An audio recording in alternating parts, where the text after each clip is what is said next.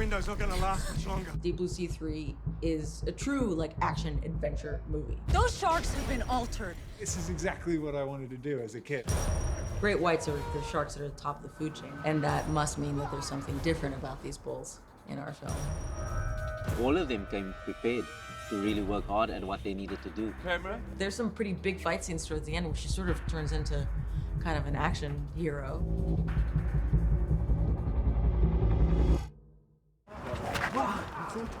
Slowly, guys, slowly. In order to train for the role, we did a lot of advanced scuba training. We went out off the coast of California and did some diving there. When they arrived, they would spend some time with my fight coordinator and myself to prepare them for the physical interaction, which is a lot of fights. And then just making sure that they are comfortable in all elements, whether it be in water, out of water, explosions, falling, jumping, running. On land, it's different. The camera's set, you hit your mark, you're good. Underwater, everyone's got to try and stabilize themselves just to get that one shot that they're going to use. So it is somewhat difficult, but when you do get it right, everyone's pretty happy. Ready? 1, 2, 3, and up! You sort of develop your own language underwater. You can't speak verbally because there's no way to communicate, so everything is done by, like, hand signals and making eye contact. Generally, this is out of air, this is go up. And then for us, this is danger because when we do the fight choreography underwater, there's so many limbs moving that we need a specific action.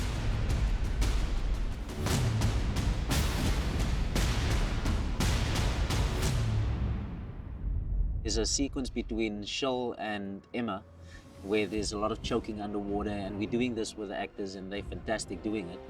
But when anything goes wrong and they feel uncomfortable, they do the sign and they basically stop. It's very peaceful down there. You feel almost like you're in a waking dream. So it's kind of difficult to focus in a sense. A lot of the scenes we have underwater are like panic scenes, and I have a fight scene where this guy tries to take my mask off, and there's a lot of action underwater and fighting and spear gunning, but you feel very calm. So it's counterintuitive. See, it's all about survival, folks.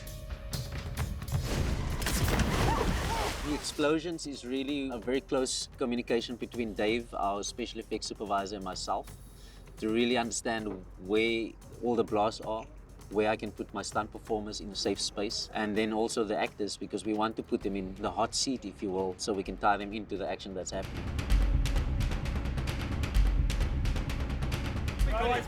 The most difficult to film are the reactions and the actions underwater where the sharks are actually attacking the people. To be able to move the cast through the water at the same tempo that would happen for real, that's quite a trick. The one big scene is where Emma sees her friend, Sally the Great White. Don't try this at home.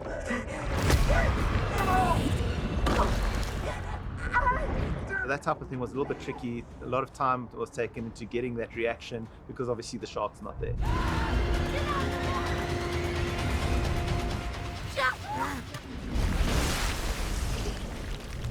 Who's the most afraid of sharks, Emerson? You or me? I think you have to ask the sharks which of them is more afraid of us. That was awesome. Come on, old man. Let's see what you got. Brent Foster, who plays Lucas, is like a trained martial artist, and so everyone's really scared to do fight scenes with him. Are you acting? Yeah, now we're warming up. The fight is super long now. Super long. You can tell me which section you like better. But it's The end sections need to come out before ours.